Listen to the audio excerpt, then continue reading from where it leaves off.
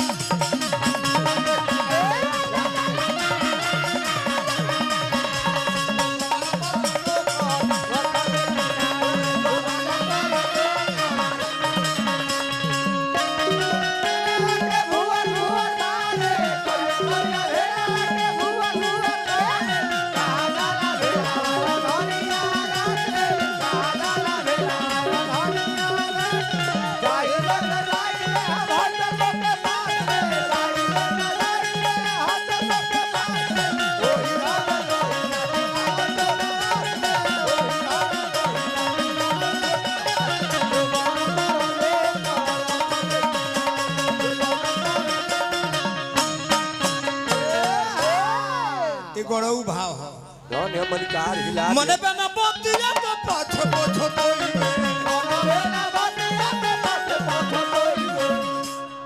फिर से आओ गोड़ के लबार एगो झरनाठ बांस के लेके आ पछवा लगा देले से हां मलिकार आ कैसे मने पे ना बोतिया तो पाछो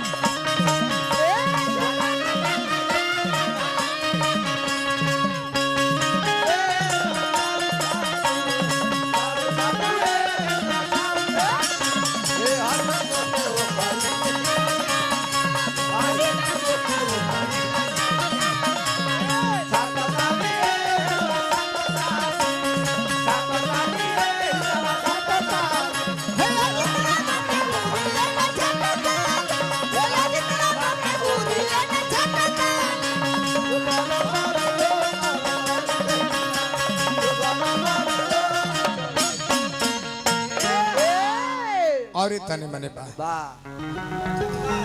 कहे कमल बास धीर धरो कहे कमल बास धीर धरो धीर धरो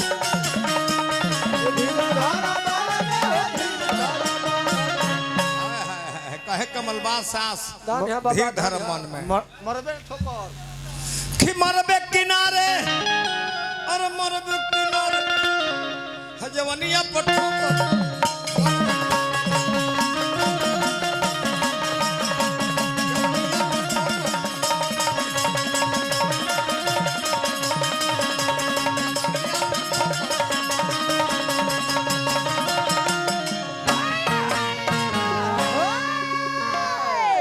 धन्यवाद समय समाप्त। बाबा अभिषेक तिवारी की जय जय। दुल्हे राजा राजू तिवारी की जय जय। उनकर माता पिता श्री परमानंद तिवारी जी की जय जय। उनकर बड़का बाबू जी की जय जय।